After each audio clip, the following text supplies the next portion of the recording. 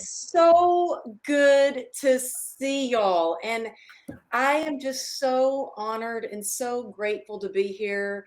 Alexis, Jim, thank you so much for putting this together and bringing us all together. I was saying you are the rock star of technology, how you run everything. But I mean, I'm just so glad to be here. So thank you so much for having me. Okay. So, I see so many friends. Yes. Jenna, my friend Zavetta, Texas friend Pamela, and I see Brian's here. So it's so good to connect with so many incredible warriors and get together again. So shall we just get started yep. and have We're some going to fun? disappear. Floor is yours. Lord leaving me. Okay, well, I'll see the names. So you guys, as you know, she's reading my bio. I think, yeah, I've done been very honored to do some really exciting things, but I think that I know just a little bit about resilience, probably just like every single one of you here tonight, because we are probably the strongest people on the planet because we're living with complex regional pain syndrome. Now, drop in the chat if you were at the annual conference back in 2018. Just drop a yes in the chat, because if you were, then you know a little bit about me, and you know that that was probably one of the best days of my life, getting to be at that conference. And I'll try not to get all sappy and emotional on you, but so I didn't know what to expect exactly going to the RSDSA conference.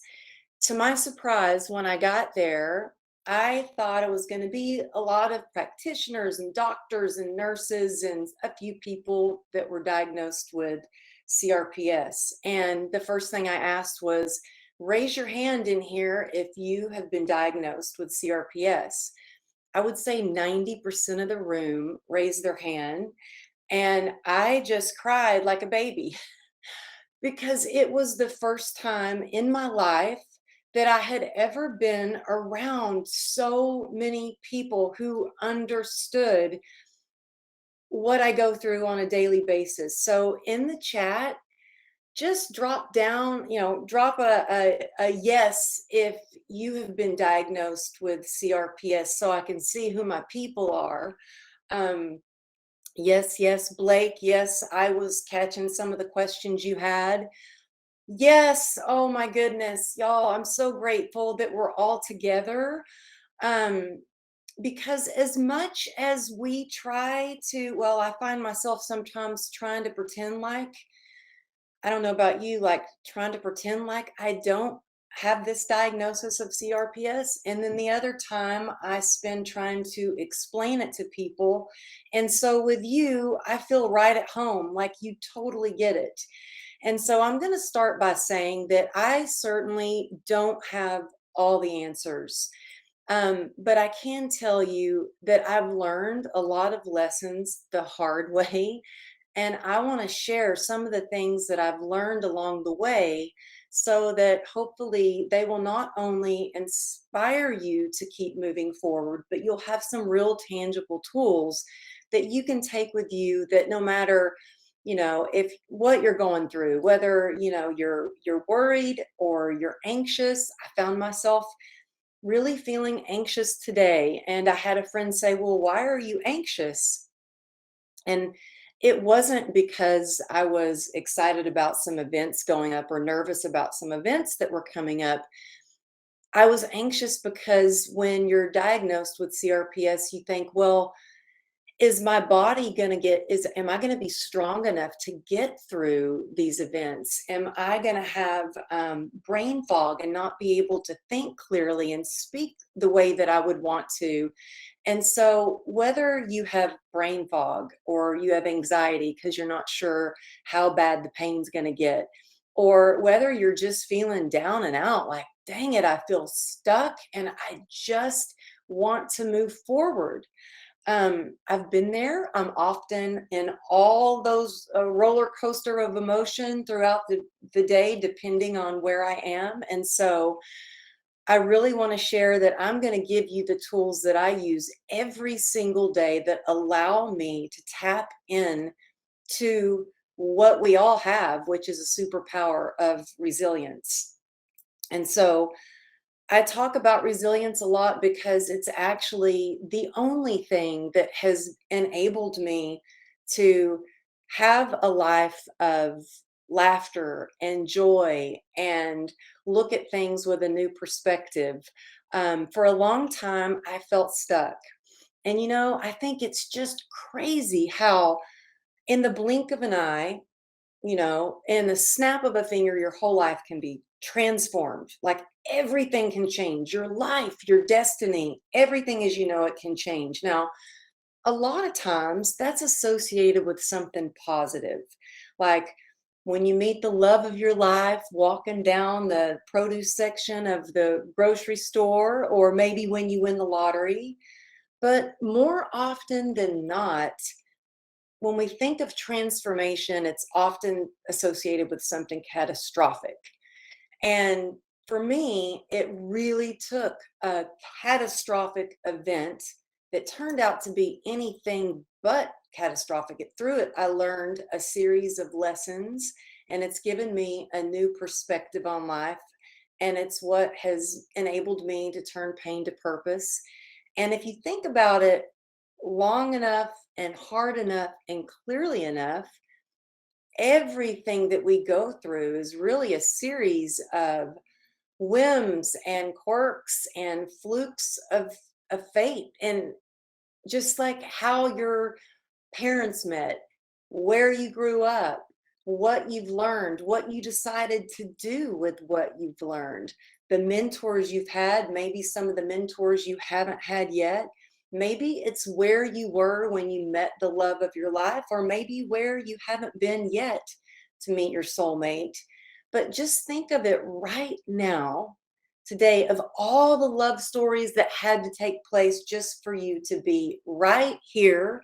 And I know that so many of you, if you're anything like me, struggle with technology a little bit, and it can often be scary to log on and try to figure things out. So I just really want to thank you for taking the time to be here, for figuring out technology and joining us. And so I'm going to go over 5 things that I do every single day that have allowed me to tap into resilience. But I also will be checking the chat and will be answering questions, because I think it's one thing to sit and listen to me go on and on about some things that I've learned, but I think we often learn some of the best lessons when someone else asks a question and I can answer that, because we learn from each other. And so a lot of you were saying, yes, that you were at the annual conference back in 2018. So, this catastrophe that happened to me was when I had a motorcycle accident. Now, we all come from all over the United States, some of you from other parts of the country, or other, maybe you're joining us from a whole different country. We all have CRPS differently. We all experience pain differently. But one thing that we do have in common is we do understand what it takes every single day to wake up again and just do our best to get through the day living with pain. And so I, for a long time, felt stuck. I did not want to accept that I was going to be diagnosed with this nerve disease. And I'll share a little bit about me. For those of you, I see a lot of friends, but like my friend Savannah, Nellie's here, Blake. Oh my goodness, you too. You got yours from a motorcycle accident. Wow. A lot of times people ask me, when I've done interviews, they always want to know about the motorcycle accident. And although it was a very difficult time to get through, I mean, I was riding down Ventura Boulevard, feeling the wind in my hair. It was a beautiful California day. I had just ran 11 miles that day in my best time and beat my workout partner. And he wasn't too happy about that, but I was really happy. I was doing fitness videos. If you walked into any Rite Aid or CVS, you might see a picture of me and my daughter on the vitamin labels. I had a successful, thriving fitness business. I had trainers that worked for me, and life was good. And everything changed in the blink of an eye when I got hit by an SUV. Now, I woke up from a coma, and it wasn't pretty. It wasn't like one of those Hallmark movies where you slowly open your eyes. No, y'all, they put Vaseline on my eyes. You wake up, you have got tubes going down your throat. And I was trying to rip these tubes out. And this sweet little nurse was like, "Oh, no, no, no, honey, don't do that." And she said, "Get her a pen and paper. I think she's trying to tell us something." So they get me a pen and paper, and I write down on the notepad, "Get off my tubes." You see, my husband was leaning against my tubes and I couldn't breathe. Well, the next thing I learned was they were going to amputate my leg. Doctors said, "I'm sorry, there's just nothing we can do for you. We need to amputate. You've got a 1% chance of saving your leg from amputation." That 1% chance was my hope. That was my glimmer of hope that got me through what totaled 34 surgeries to save my leg.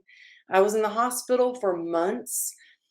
I mean, thousands and thousands of hours of excruciating physical therapy. I mean, so much physical therapy that I actually have a key to the physical therapy facility because I was there so much. But let me tell you, nothing compares to living with CRPS every day. That is the true challenge. And so to wake up out of a coma and learn that I only had a 1% chance of saving my leg, that was hard. But then to be strong enough to stand up on crutches and go to a doctor to be diagnosed with CRPS, I felt like I had been given a life sentence. Now, I don't know about y'all, but I'm sure you can remember where you were, who was with you, the thoughts that went through your head. And for me, when I was diagnosed, he said, "There's just really not much we can do for you. You need to go back home and get back in your wheelchair. Your life is never going to be the same." Um, and I pretty much stopped listening after the word never. I felt like I had been kicked in the gut, but I didn't go back home. I cried in the car all the way home and changed into my workout clothes and went straight to physical therapy. And when I went into physical therapy, he said, "Amberly, what are you doing here? You don't have an appointment today." And I'm like, "I know I don't, Terry, but I've just learned something and I'm going to have to work harder than I've ever worked before if I want to have the life that I've always dreamed of." Now, y'all, I'm sure that you probably too did not realize how hard it was going to be. And I made the mistake of Googling CRPS. Drop a "me too" in the chat if you Googled CRPS and were completely freaked out when you first got diagnosed with CRPS, right? So I'm just thinking there just has to be a way that we can come together and we can start to shift the narrative because look, I see so many of you saying "me too," and for your husbands too. And this doesn't just affect us, it affects our husbands, our wives, our children, how we work, how we love, how we lead every relationship that we have. And so if there's some way that we can come together, and like I said, I know that we all feel it differently. What works for me as far as medications might not work for you. What works for me as far as what I wear, whether I can wear a compression sock, or actually I can't even wear skinny yoga pants or jeans anymore. But if we share what works for each other, we can get through some of the hardest times that lie ahead of us. And those days start to get easier and easier. All the doctors told me how bad it was going to be. Now, I already knew how bad it was going to be. I don't know if any of you follow me on social media, but I've posted pictures on Instagram of what I looked like. I looked like a hot mess. I'm scarred from the hip down. I had open wounds. It was a miracle they saved my leg, but I looked like I had just come out of a war. I didn't need to know how bad it was going to be. I already knew I needed hope. And that's what we all need, is that hope. And we need a set of tools. So when a flare up comes at us and unexpectedly derails us, or, I don't know about you, but just when I think I have it all figured out with CRPS, I'm like, what the heck? Why am I getting this flare up right now? And so I had to really shift everything that I did. So I was in denial at first. And I didn't want to accept that I had something wrong with me. And I certainly didn't want anybody else to realize that something was wrong with me. I had so much shame for the way that I looked. I felt completely defeated. But things started to shift when I went to another doctor and another doctor and another doctor. And one of the questions I get asked a lot is, how come you went to so many doctors?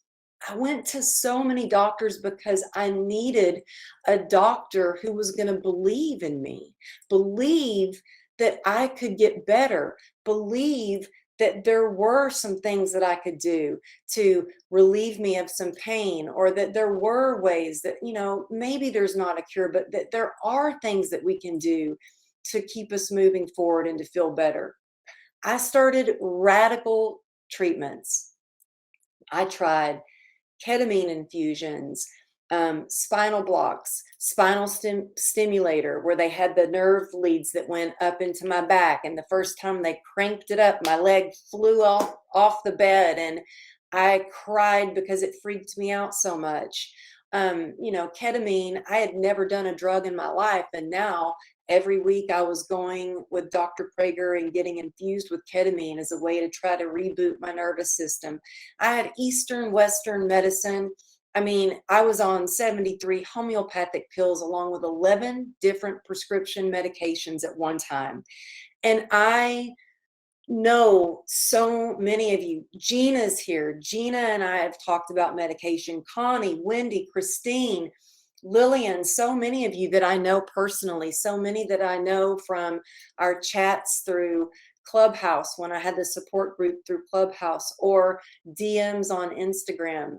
So many of us have tried different things. The one thing that we can't give up on is hope. And I know sometimes it's hard because you try all these different things and you're like, oh, well, nothing's working. That's what I did. And I want to share this story with you because I think it's important. I didn't share this so much at the 2018, but I wanted to share it with you now because when I had tried everything and nothing was working, I started to give up. And I discovered wine. And I'm sharing this based off a question that was asked earlier by my good friend Gina. She sees me, and so many of you who know me, they see me traveling and speaking at conferences, or saw me traveling doing my book tour. And they're like, how do you fly? How do you travel? And my friend was like, well, somebody said if you drink 2 glasses of wine and eat some chocolate and some almonds, that it helps you fly. It alleviates the pain. And I'm like, no, I am stubborn and I tried that. Look, wine worked until it didn't. I remember having a glass of wine and thinking, oh, wow, I think that I have like discovered the answer. Like, why wouldn't the doctors just tell me to have a glass of wine? And it really helped me stuff down my feelings of being unworthy, the feelings of shame, and it helped numb out the pain a little bit. And it worked until it didn't, because it was a vicious cycle, because it would numb out the pain a little bit. But guess what, y'all? Sugar, alcohol, wine, that is sugar. It's an inflammatory. And so it was this vicious cycle of it would numb it out a little bit, and then it would be worse the next day. And it really took me nearly giving up on life. I mean, Kate was just sharing about different ways about suicide prevention. And I think that we really need to talk about this. I don't think that a lot of us are talking about our pain and how difficult sometimes it often is. And I was to the point where, I grew up with sayings like, all my Texas friends in here can get this: cowgirl up and suck it up and hide your crazy and be a lady. I can't hide my crazy anymore, y'all. I got to just say it how it is, and share that there are days when the pain was so difficult that the wine didn't work anymore.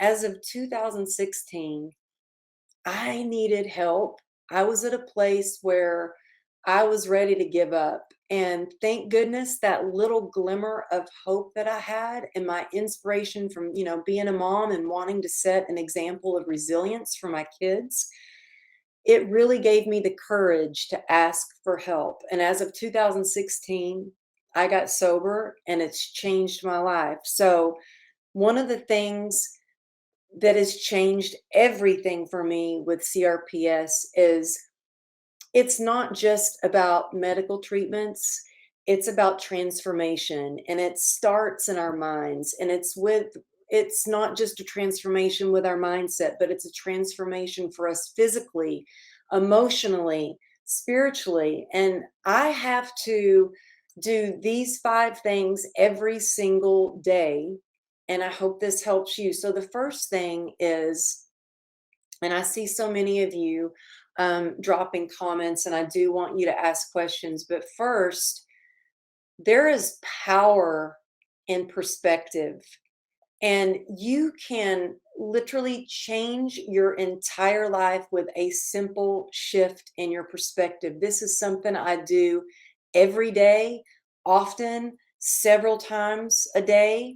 And I do it from the moment that I wake up. And so for me, gratitude is alchemy. Gratitude is what shifts our perspective.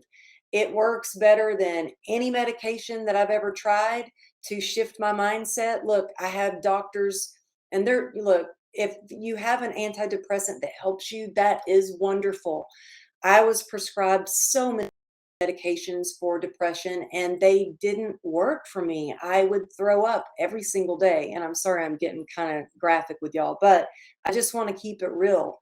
I had to figure out a way to shift my mindset. And the way that I do that is with gratitude. And I realized the power of gratitude one night when I was sitting in my hospital bed.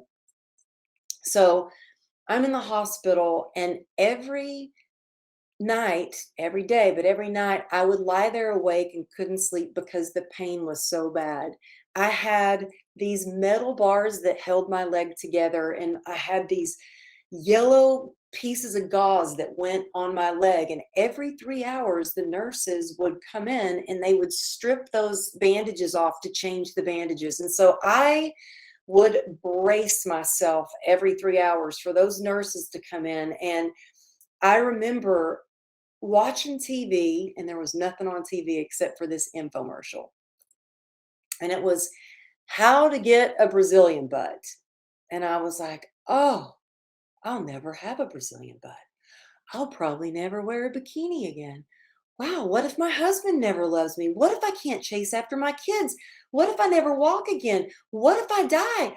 And the list went on and on and on. And I was spiraling down into this despair. And then I thought, Amberly, stop. You have a choice here. You can continue going down that road of despair, or you can choose to focus on what you can control.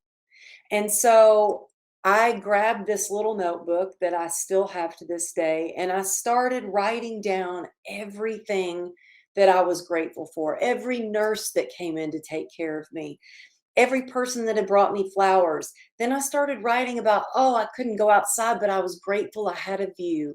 Then I was grateful that I could be alive, that I was alive, that I still had my leg. And then I noticed the more I was grateful, the more I focused on positive things in my life. And instead of staring down at my leg and wondering, is today the day they're going to amputate it? And so gratitude is alchemy. It really does change what you can't do into what you can do, and what you don't have into what you do have. And gratitude starts for me in the morning. Now, I used to pray before I got out of bed, and I would just say, thank you, God, for another day. Now, whatever your higher power means to you, whether it's universe, spirit. One of my really good friends, Shannon, calls her God Gus. So she says, I let Gus drive the bus, Gus being God, universe, spirit. So whatever, maybe I have a friend that her higher power is her dog, whatever you choose to believe. I knew for me that I couldn't do it alone. And why should we have to? I don't want to do it alone. I had to depend on a higher power to help me throughout the day. So I wake up and pray. I drop down on my knees and pray, because if I didn't, I would immediately start with my day of, wow, this pain is kicking my butt. I can barely walk. But when I say, thank you, I can walk. I can go to the bathroom on my own, because for a long time I had to depend on someone to carry a bedpan for me. So, whatever gratitude is for you, make it a part of your day where you not just express it through prayer, but then I journal it. And I know you probably hear a lot of people talk about the power of gratitude and how gratitude is life changing. But I say this because it truly is life changing.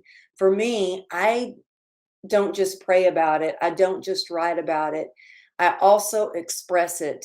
So whether it's through DMs, through a group that I have on Instagram, my True Grit and Grace group, whether it's to my God Squad, so I have some sober sisters and we text each other what we're grateful for, or I have an app, and I'm not affiliated with this app at all. I don't get paid to talk about it or anything like that, but it's called My Spiritual Toolkit. And it has a way for you to write down 10 things that you're grateful for. And then you can share that with whoever you choose to share that with. And there have been days where I thought, gosh, it's hard to be grateful today. And this pain sucks. And you know what? It's hard. And I wrote out what I was grateful for. And then I read what my grateful for. And on her gratitude list, it said she was grateful that it was her last day of chemo.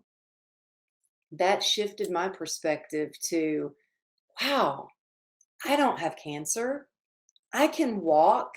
I don't have to go through chemo. And so when you can share your gratitude, it's contagious in the best way possible. But I really encourage you, um, through this chat that we have up, through the networking that RSDSA has so beautifully and thoughtfully put together, I encourage you to find someone that you can be accountable to, because it's one thing to say you're going to do it, but when you hold yourself accountable, that other person is depending on you as much as you are depending on them. Now, when I got grateful, it led me to really accept where I was on my journey. And some things are really easier said than done. And acceptance was hard for me. I don't know about y'all, but was it hard for you to accept when you were diagnosed with CRPS? If you can just put in the chat, I would love to see if any of you, if it was hard for you to accept that. Absolutely. Blake says yes. Christine says absolutely. Melanie, yes. I was in denial. I was like, okay, if I can just ignore this, maybe it will go away. If I can just pretend like I don't have it, maybe no one else will notice it. So I kept trying to stuff it down. I kept trying to numb it out. I kept trying to not take any medication because I didn't want to accept the fact that I had this nerve disease. But when I accepted what it was, then I could, when you accept what's going on in your life, you can take and make better decisions to move forward. And I did not do this on my own. Thankfully, I had an incredible doctor. His name's Dr. Don Wiss. He's the doctor who did 34 surgeries on my leg to save it. And I had this brilliant idea. So when all these treatments weren't working for me and it wasn't getting better, I thought, I know what I'll do. I'm just going to go see Dr. Wiss and just have a little talk with him. And I walked into his office and I said, Dr. Wiss, I appreciate all you've done for me. I appreciate the 34 surgeries, but this pain's too much for me to bear. I can't deal with the pain anymore. I need you to just go ahead and amputate my leg and just cut it off. I can't deal with it. And he said, we can't do that. I mean, you have CRPS. It could make it worse. It could make it spread. And then he did something that really changed my life. He took my leg and he put it on his nice white coat. And my first thought was, wow, I can't believe he's taken my ugly leg and putting it on his coat. Then he looked at it like it was a masterpiece. Like, wow, look at this leg that he had saved. And something shifted in me, y'all. I thought, wow, if he can look at my leg this way, maybe I can learn to love it too. And it wasn't easy, but it's possible. And every day I started to accept that, okay, well, this is the life I've been given. We can't always choose what life throws our way or what circumstances we're in, but we can choose to handle how like we deal with it all. And acceptance is truly the beginning of any transformational journey, whether it's your recovery or your healing or whatever you may be going through right now. And so some of you might be sitting here going, well, I didn't, I didn't get hit by an SUV, or maybe my CRPS is worse than yours, or maybe mine's not as bad as yours. But although we all have different stories and different ways, and we have CRPS differently, maybe you feel like your business has that 1% chance of surviving, or maybe you feel like because of CRPS your marriage has that 1% chance of surviving. But whatever your 1% chance is, I really encourage you to hang on to that and put all your focus on that 1%, because that's your glimmer. That's going to help you get into acceptance.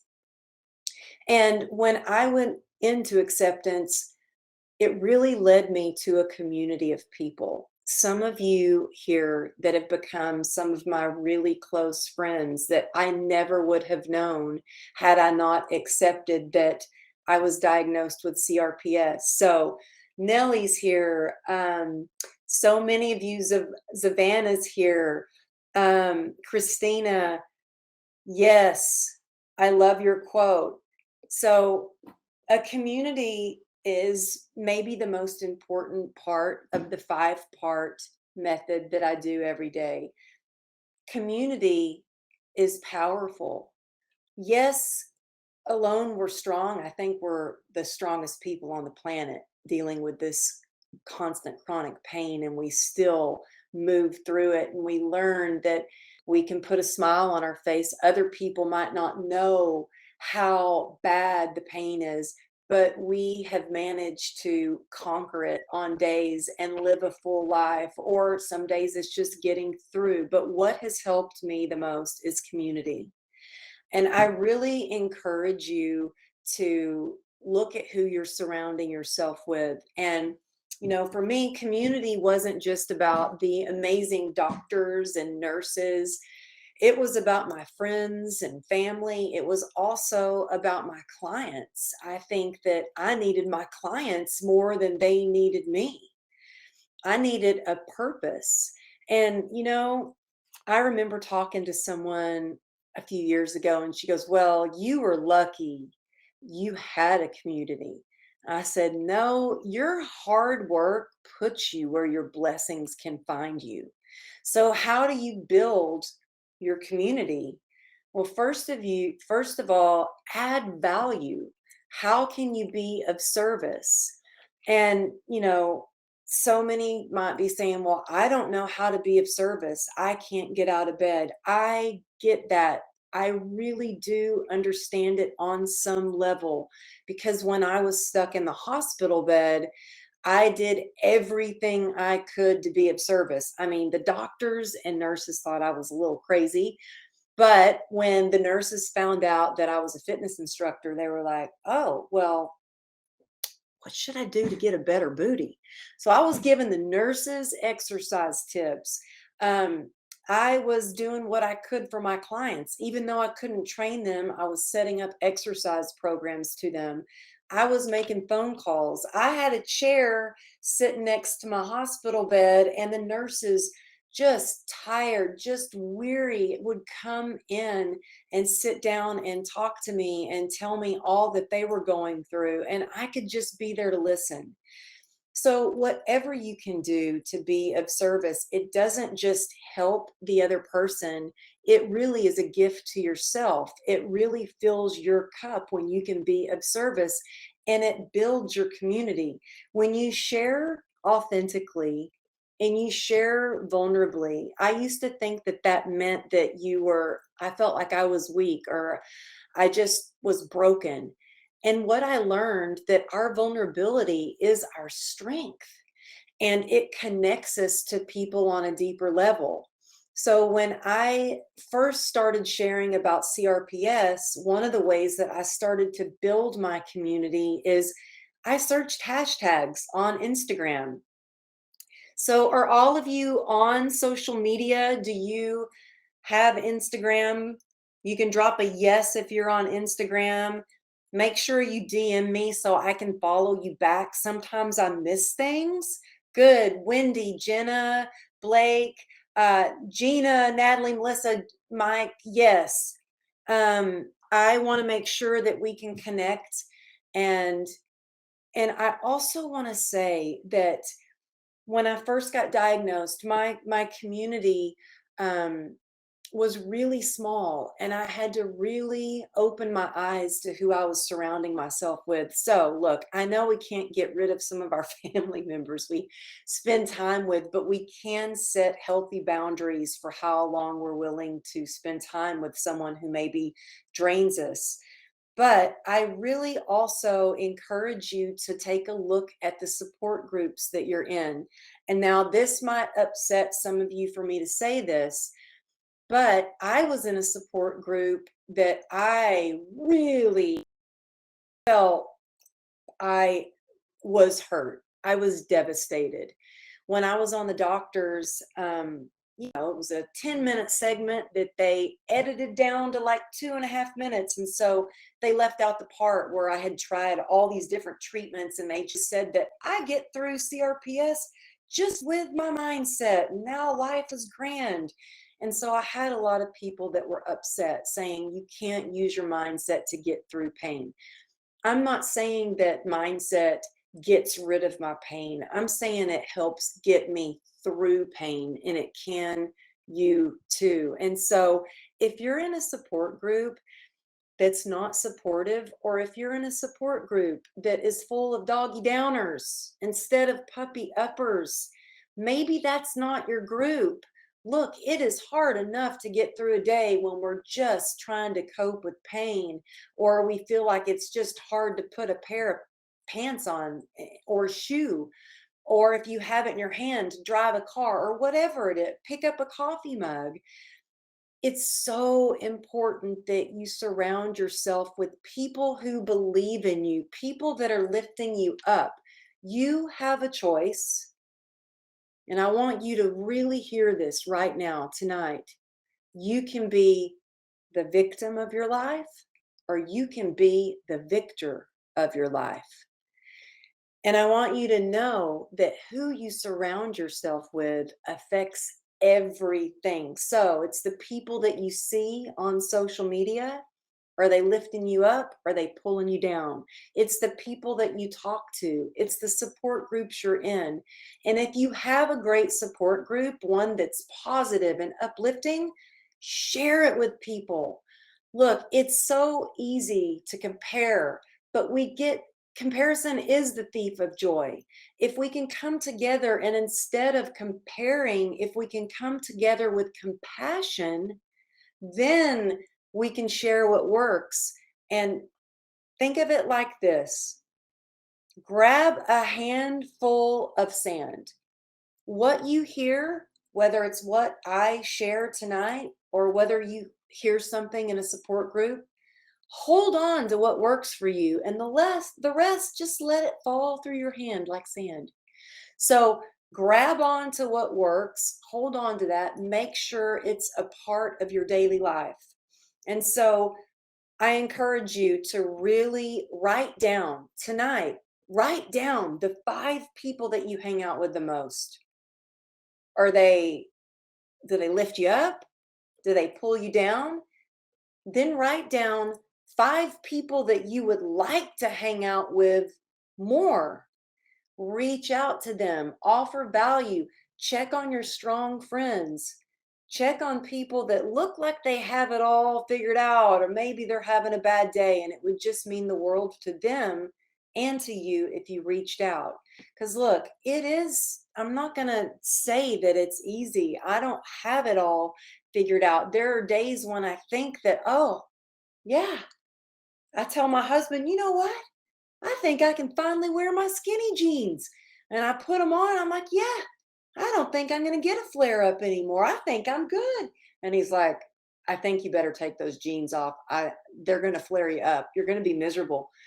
And lo and behold, 5 minutes later, I'm like, I feel the flare up coming.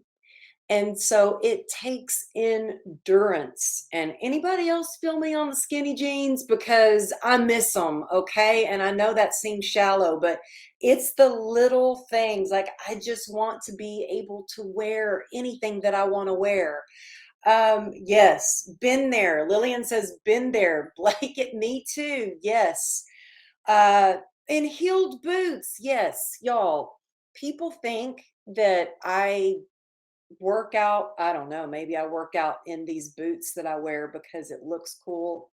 No, I work out in the pair of boots that I have because there's one brand that I found that doesn't flare me up. So I wear those boots to work out, to walk, to everywhere. I wear those boots. So find what works and do it, because it takes endurance. And that's the fourth part of pacer is endurance.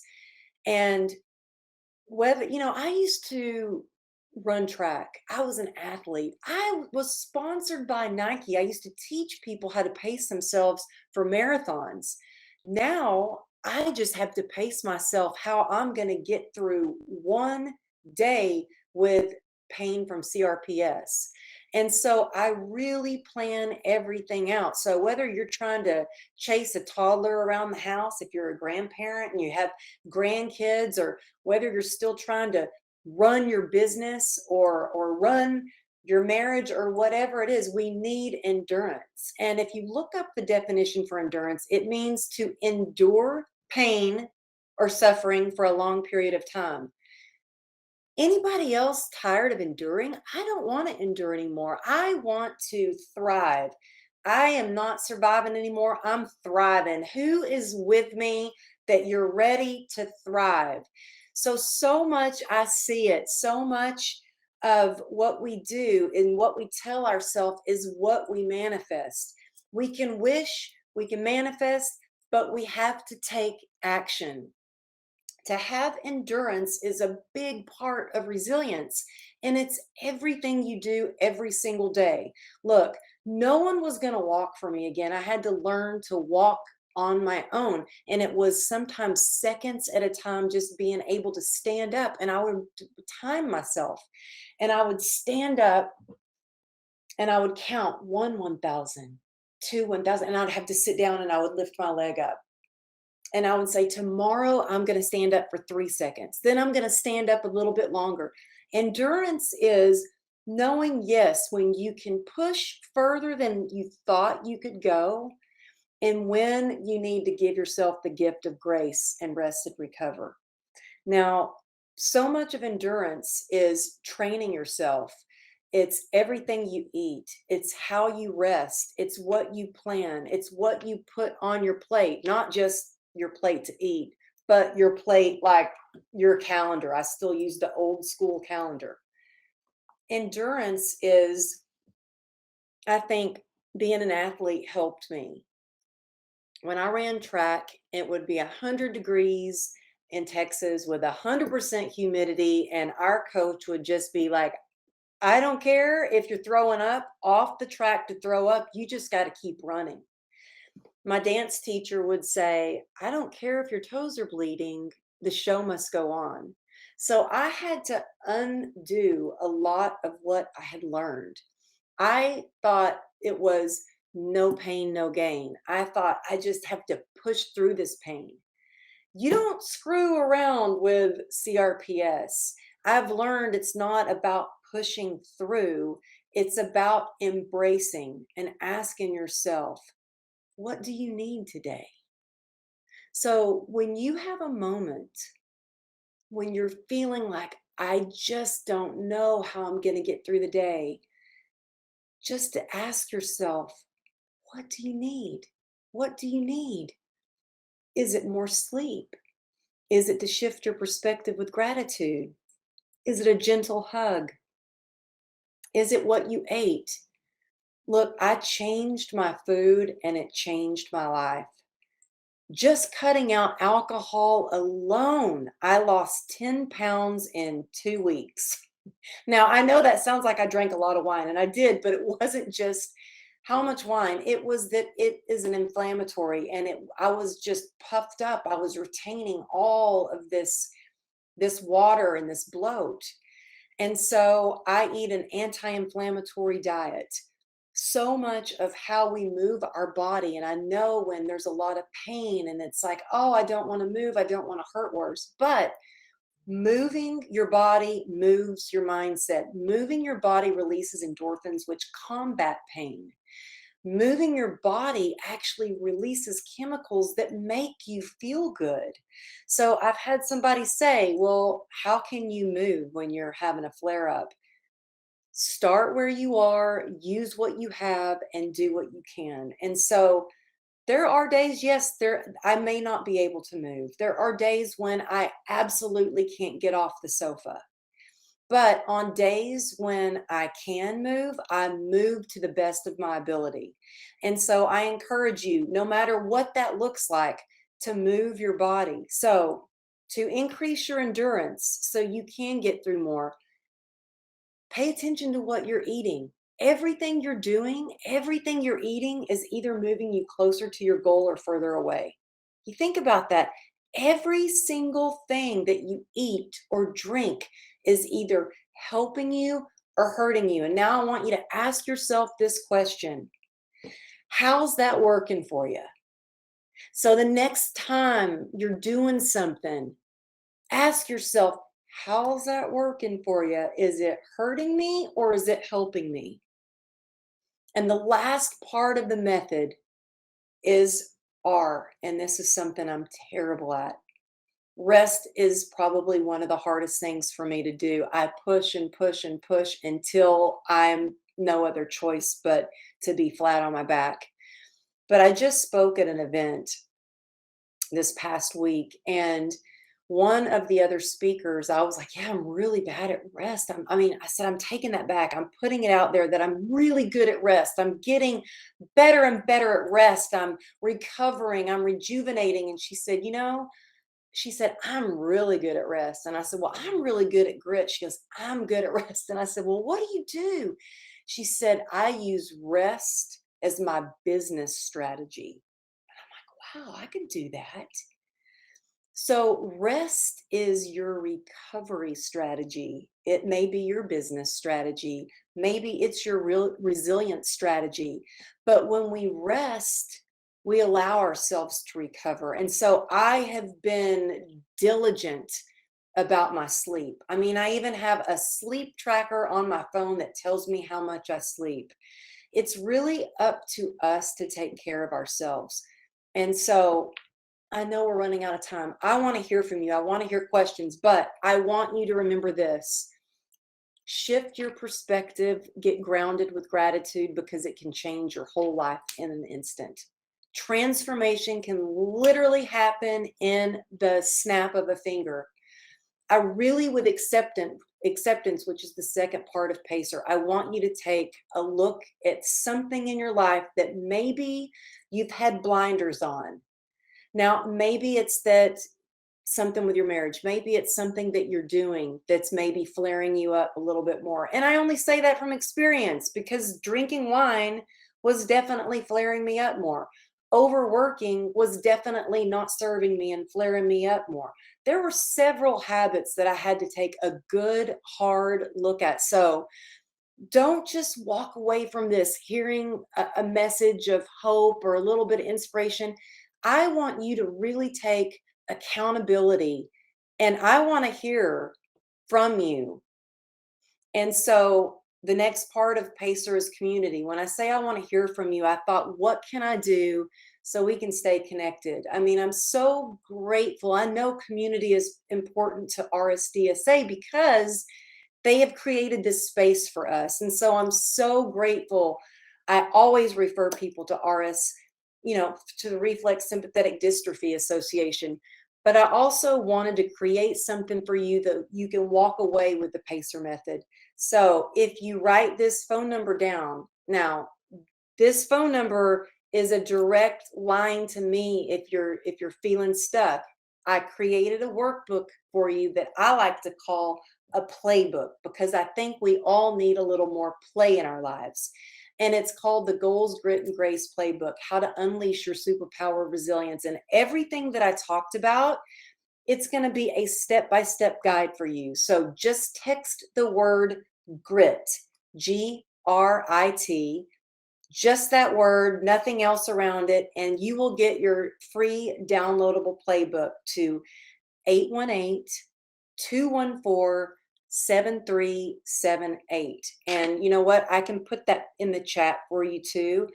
I want you to know that that is me texting back. So sometimes it takes me a little bit of time to text everybody back. But some of you who text me through there, they know that I will get back to you. But I want you to have this playbook. So everything that you hear, you can actually take this tool and apply it in your life so that you can have more endurance and that you will know when it's time to rest and give yourself a little bit of grace. So look, I want to leave you with one last story and then we'll have time for questions because I want to hear from you. This isn't just about us. Everything we do has a ripple effect on our loved ones, on our community, on our support groups, on the people that we see in everyday life. And I saw this in play, in action last December. So last December during COVID, my daughter and I decided to ride bikes or a scooter every day outside just to get some fresh air. And we're almost through the crosswalk when both of us get hit by a car. Now, I know you're probably sitting there thinking, maybe your next book should be Look Both Ways. But I thought, oh my goodness, there is nothing more terrifying than looking back and not knowing if a car has rolled over my daughter. Luckily, we were both thrown. I got her out of the street. I got paramedics to come quickly. She's loaded up on the gurney. I couldn't tell where all the blood was coming from. I'm well enough to be sitting in the back of the ambulance. My first thought, and this is how the power of your mind can change your life, wasn't like, why me? It was, okay, what did I not learn from the first time that I got hit by the SUV that I need to learn right now? So sometimes life throws us situations to teach us lessons that we most often really need to learn. And apparently, God thinks I need to learn a lot of lessons. But I will tell you that in that hospital, once the CAT scan came back to us and we knew that my daughter's brain was okay, not once in that hospital bed that we sat in together did I say, why me? Or was I so angry? I was so grateful to every nurse, every doctor, and the ripple effect that had on my daughter, on the nurses, on the other doctor. We were released from the hospital 5 hours later. As we're walking out of the hospital, my daughter looks at me and she says, Mama, we rolled in here on a gurney and we are walking out of here like rock stars. And I said, yes, we are. And that's the power of gratitude. Look, hope leads you to faith. Faith leads you to courage. And courage is what allows you to go and transform pain to true transformation and change. And so I want you to know that hope is available and change is possible, and we can do this together. So thank you for being here. I'm so excited to see all the your comments. And I will put my phone number in here too. And if anybody has any questions, that's what I love the most. Wendy, thank you. This has been so awesome. Oh, you're so awesome. Thank you so much. You know, I have to admit something to y'all. I so like seeing your faces so much better than seeing my face on the screen. That was kind of off a little bit. So I was like, oh, well, I'm looking at myself. So yeah, I like seeing people's faces. So I'm so happy to see your beautiful smile. Definitely. Thank you so much. I was going Amber, I to think you just wowed the audience. Yes. Extraordinary. Fabulous. Alrighty. I didn't see too many questions in the chat, but I did see one earlier that asked, how do you turn off the grit in order to rest? Is that a thing or? Oh, boy. There is definitely, it takes skill, because there are not a lot of things that I can sit here and tell you that I am really good at this thing. I can say I am really good at grit. I mean, I have never been the smartest or the prettiest or the best or had the most money, but man, I could work hard. And that grit is where your passion and your perseverance come into play. And I think every single person here has a lot of grit, because we do get through so much every single day we get through a lot of pain.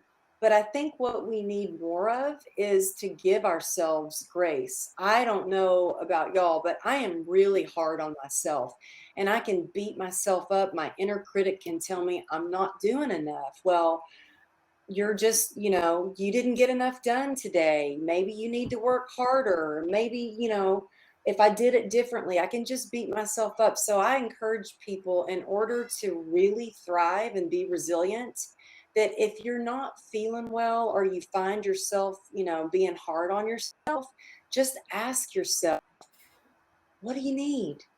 How also that I think of it as, if my daughter were hurting or sad, would I say, well, come on, suck it up, just keep working harder? No, I would give her compassion. I would give her a hug. I would say, maybe you can, get off your feet and take a little rest, or maybe even take a nap. So I think that we should treat ourselves as well as we treat others. That's sometimes how I have to think about it. Chatting with a few people here. So Christine wanted me to ask you about the shoe brands. I believe you mentioned about some shoe brands earlier that are comfortable. I know some other people in the chat were also asking about those. Yeah, well, the only boots that I have found, and I'm not sponsored by them, unfortunately, because they're pretty darn expensive, but it's a company called AS98. But for me, my ankle is fused, and so I don't have flexion in my ankle. So I think it's important to find a shoe that works for you. Like, what works for me might not be comfortable, but I will say what I do is I always buy one size up in my shoe. And I even have to wear socks that are loose. Okay, I'm going to show y'all this. It's kind of embarrassing, but I'm keeping it real with you. So I wear socks that you can see, like they're not tight. These are my fancy Lucky Shark socks. Now, because if I wear socks that are too tight, it can actually flare me up. So I think it's really important to find what socks work for you, what jeans or shirts. If you have CRPS in your wrist or your arm, maybe it's a blouse that doesn't have a tight wristband. But when I find something that works, man, I stick to it. I buy double pair. Well, I've got about 10 pairs of those boots, but that's all I wear. And it's a lot to pack those suckers when I travel. Mm-hmm. But also somebody had asked a question about flying, and that's what made me bring up the whole thing about the wine, because somebody had told her that it helps to drink wine and it actually flares you up more. But what I have done, people ask me, how do I travel? I really have to think it through how I'm going to travel. So I can't carry a heavy purse. Um, any extra weight just could flare me up. So I have a rollaway bag that I kind of use as a cane that helps me walk through. Because the hardest thing for me to do is actually not hike or swim or even do cardio at the gym. It's weird. It's walking long distances on really flat surfaces or standing in one position. So I have a carry-on suitcase that I can sit on if I need to. And I wear baggy, comfortable clothes. I make sure I'm taking my medication as prescribed all the way up till even, if I'm not having a flare up before I fly. And I also always make sure that I give myself an extra day wherever I'm going so I can let my body rest and recover before I'm expected to be at an event or whatever I'm doing. I think it's really important. That is where that rest and recovery is essential. And a lot of people, especially event planners, don't understand this. Sometimes family doesn't understand it. And I had my agent, so I flew to Dallas, and then I had an event in North Carolina, and my agent was like, "But I don't understand. You finished the event in Dallas, and how come you're not going home and then going to North Carolina?" And I said, "Because it will take me 2 days to recover from standing on my leg." And so you really have to advocate for yourself. And it's not our jobs to necessarily explain why, but really treat people. We teach people how to treat us. So we have to be really kind to ourselves, but we also have to teach other people how to treat us and speak up for ourselves, because there's a difference. We don't have to suffer. We can tell people what we need. So I hope that answered your question. I know Gina was asking that question. Definitely. And there have been other words in the chat also talking about walking on flat surfaces, concrete. They can definitely relate. And there's a lot of other ideas or suggestions of shoe brands in the chat. I see Allbirds. I saw yesterday someone mentioned Crocs. Can never go wrong with Crocs these days. So awesome. Yeah. Clarks. Jen, did you have any questions? No, I just, it's been too long, Amberly, for me, from not hearing you speak. You know, you're such an inspiration. Oh, Jim, I have, me and my whole family have so much respect for you and all that you do. And I really just feel so blessed to be a part of this community. I feel like it's family. And I mean it. That first day that I had the honor of speaking at that conference was one of the best days of my life. Just being around so many CRPS warriors, and you do so much good for so many of us. And I just really appreciate all you do. So thank you. Well, thank you for your kind words. I have an excellent team. Board of directors and staff, and we also have Alexis. Alexis, you're amazing. Oh, thank you. Talk I'm just about a here to smile. spread the news. Definitely. Yeah, you're amazing. Amberly, have you ever seen her in her hat? She's got a great hat. Oh my gosh. Thank you, Blake. Thank you, everyone. You got to wear it tomorrow. I will. I'll have to wear it tomorrow. I want to see the hat. Definitely. But speaking of tomorrow, I definitely want to remind you, I put it in the chat a few times and I pinned it here.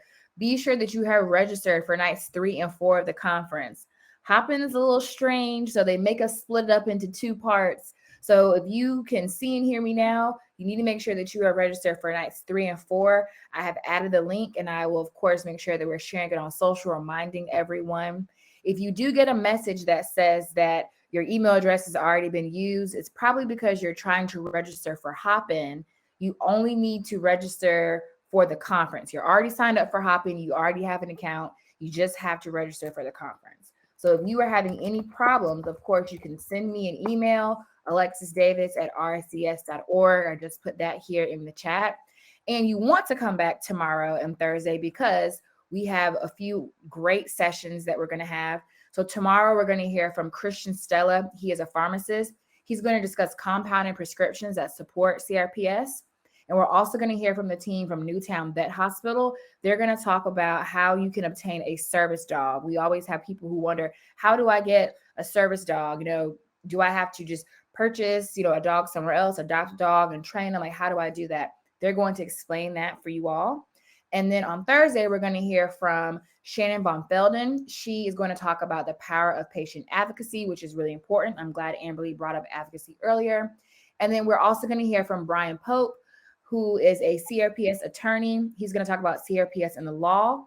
And Brian is actually here in the chat. He just left a comment. He has a booth that's going to be open until 10 p.m. Eastern. So if you have any questions for Brian, go ahead and hop over to the expo. Go ahead and hop over to his booth. You can ask a few questions ahead of his session. So he is there if you have any questions.